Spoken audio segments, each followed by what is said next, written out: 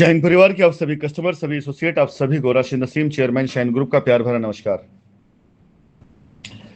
साथियों, supreme court का stay order आ जाने के बाद से हमारे बहुत ढेर सारे ऐसे एफआईआर वाले कस्टमर हैं जो वाकई में जेन्युइन कस्टमर थे और जिनकी लाइबिलिटी बहुत आसानी उतर सकती थी, लेकिन मार्केट के अंदर फैलाई गई झूठी खबरें, झूठी अफवाहें, इस मुकदमे को लंबित करने के लिए तरह तरह के लगाए गए इल्जाम, उन पर यकीन करना और ऐसे लोगों की बातों पर यकीन करना जिनका इस कंपनी को लेना देना नहीं था, जिनका मकसद सिर्फ और सिर्फ आपसे फीस वसूलना था, आपसे कमीशन लेना था, जिनका मकसद सिर्फ अपनी दुकान चलाना था, उनके द्वारा फैलाई गई झूठी अफवाहों का आज नतीजा यह है कि एक साथ वो सारे सारे कस्टमर आज हाशिए पे चले गए हैं। जो ऐसे लोगों क्लाइंट हैं, ऐसे लोग कस्टमर हैं।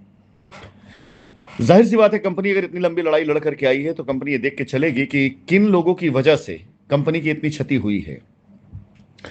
जब सुप्रीम कोर्ट का ऑर्डर आ गया, इसके बाद से लोगों की मैंने इस तरह की फालतू रूमर्सबाजी सुनी, ऐसी बातें सुनी, जिससे सुन करके अफसोस ये हुआ कि ये आप सभी लीगल कस्टमर को, जो कस्टमर लीगल में जा चुका है, उसे क्या समझते हैं या उनके लिए इनके दिल और दिमाग में क्या भावनाएं चल रही हैं।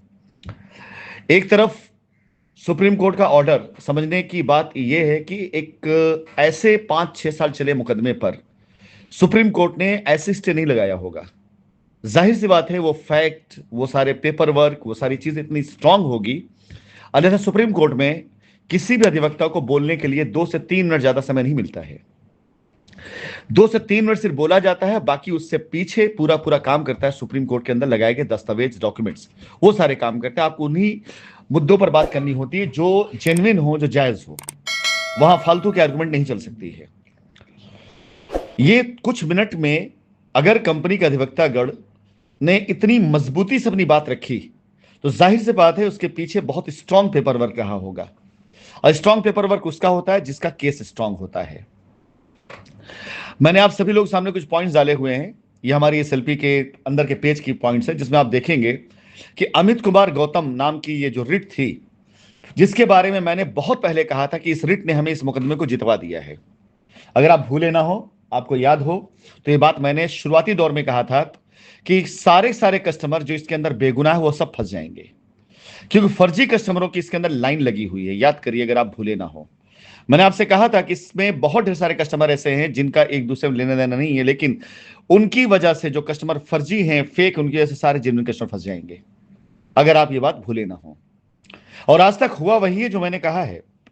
इस स्टे ऑर्डर में सबसे बड़ा अगर किसी ने रोल अदा किया है तो अमित कुमार गौतम की रिट ने अदा किया है, सबसे बड़ा रोल। क्योंकि अमित कुमार गौतम की रिट ने अपने आप में मुझे इतने ढेर सारे सबूत दिए, जैसे कि इसके अंदर फेक कस्टमर की पूरी लिस्ट आ गई। सिर्फ उनका डेटा चेक करना था कि इनकी रियलिटी क्या है। इसके बाद इसी रिट में शामिल कस्टमरों ने कंपनी की जमीनों पर जबरन रजिस्ट्रियां कराई हैं, झूठी एफआईआर करी हैं, ब्लैकमेल करके लोगों से पैसे कमाए हैं और झूठे सेटलमेंट कराए हैं। इस रिट में शामिल लोग कंपनी की 2019 बाद की रजिस्ट्री कराने वाले लुटेरों में से एक हैं। एसोसिएट का पैसा, कस्टमर पैसा अपने अकाउंट में लेने वाले लोगों में से हैं। एसोसिएट बनकर काम करके कंपनी में कस्टमर बनकर के एफआईआर करने वाले लोगों में से हैं। यानी जितना करप्शन है वो सारा करप्शन इस रेट के अंदर मौजूद है। सारे करप्टेड लोग इस रेट के अंदर मौजूद हैं। अब उसमें जो जेन्युइन कस्टमर गए हैं, उन जेन्युइन कस्टमर को भी करप्ट कस्टमर समझा जाएगा। पहली चीज कि इसमें पूरा समावेश है ऐसे फर्जी, फेक कस्टमर, एफआईआर, रजिस्ट्री और वो जो हम तलाश रहे हैं, वो सिर्फ इस रेट में मिल जाएगी। यानी सिर्फ अमित कुमार गौतम की रेट की जांच कर दी जाए, सब मिल जाएगा। इसमें वो कस्टमर मिलेंगे जिन्होंने कंपनी अकाउंट पैसे नहीं दिए फिर भी उन्होंने एफआईआर करी है। इनमें वो कस्टमर मिलेंगे जिन्होंने कस्टमर से पैसे अपने अकाउंट में लिए एसोसिएट होते हुए और उसके बाद उन्होंने एफआईआर किए।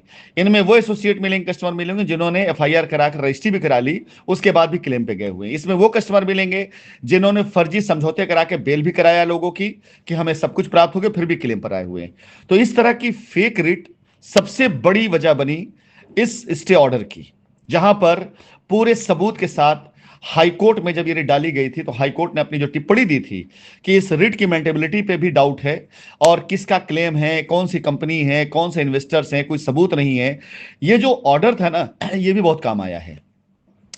तो जब माननीय सर्वोच्च न्यायालय के अंदर हाईकोर्ट का एक ऑर्डर, उसमें शामिल की गई रिट उसी कंपनी संबंधित जिसके बारे में ऑर्डर आए हुए हैं, तो अगर ऐसा कोई मामला पहुंचता है और जाहिर सी बात है उसके अंदर मनी लॉन्ड्रिंग केस चल रहा है, तो ये पूरी चीजें देख करके सुप्रीम कोर्ट में दूसरे पॉइंट पर आ जाते हैं। कंपनी पे आरोप लगाया गया 68,000 करोड़ रुपए का, पूरी जांच कर डाली गई, उसके बाद भी कहीं से 68,000 करोड़ के आसपास का फिगर नहीं दिखाई दिया, 1 रुपया बाहर गया नहीं दिखाई दिया। सारी रिपोर्ट हमने वही लगाई जो रिपोर्ट ईडी ने सबमिट करी है। हमने कुछ भी ऐसा नहीं अपनी तरफ से दिया, सब कुछ हमने जांच एजेंसियों के द्वारा दिए गए रिपोर्ट उस पर हमने सबमिट किया। वो सारी चीज जाने के बाद कंपनी का सारा पैसा जमीन पर, कंपनी की संपत्तियां बहुत ज्यादा, क्लेम बहुत कम। इसके अलावा कंपनी ने अपनी तरफ से अपील भी करी कि एक बार नहीं बार बार हम कहते चले आ रहे हैं कि हम अपनी कंपनी लायबिलिटी उतारना चाहते हैं, कस्टमर पैसा देना चाहते हैं। एक तरफ लाखों कस्टमर खड़े बाहर जिन्होंने कोई क्लेम नहीं, कोई कंप्लेन नहीं किया, और एक तरफ मात्र चंद सौ कस्टमर की वजह से कंपनी को रोका जा रहा है। ये सारी चीजें मिला करके आज इसके कारण बनी है। ये सारी रिकॉर्डिंग भेजने के पीछे सिर्फ इतना सा पर्पज है, रीजन है कि ये लोग जो लीगल में चले गए, इन्होंने अपनी जिंदगी को एक तरह समझिए कानून के हवाले कर दिया है। अब इनका बचा जीवन कानूनी लड़ाई लड़ने में जाएगा, आसानी से निकल नहीं पाएंगे कानूनी लड़ाई से ये। लेकिन वो सारे कस्टमर जो आज तक कानून के दरवाजे पर नहीं पहुंचे, लेकिन फर्जी तरीके के बहकाए हुए उसमें आकर के अगर आप अपनी लाइबिलिटी को डुबाना चाहते हैं तो जाइए डुबाइए, मर्जी आपकी। हम तो लड़ ही रहे हैं, हम तो आए ही हैं पूरी तरीके से लीगल वालों को के साथ लड़ाई करने के लिए। 1 से लड़ूं, 10 से लड़ूं, 100 से लड़ूं, 1000 से लड़ूं, मेरे लिए बराबर है। लेकिन यह मान के चलें कि जो लोग ऐसे लोगों चक्करों में आएंगे वो अपने पैसे से ही अपना पैसा डुबाने का काम करेंगे। यानी आप अपनी फीस दे करके ही अपना पैसा डुबा रहे हैं, इसका कर रहे हैं। और ये आप मान के चले, आप एक लाइन निकाल दीजिए शुरू से 2019 लेकर अब तक इस मुकदमे संबंधित जो बातें मैंने कही वो पूरी ना हुई हों। जो मैंने बोला है वो पूरा हुआ है, क्योंकि मैं कानून का ज्ञाता हूं, कानून में जानता हूं। मुझे अच्छे से पता है कि कानून कैसे काम करता है। और अमित कुमार गौतम की रिट हाथ में आते ही मैंने कह दिया था मुकदमा हम जीत चुके हैं।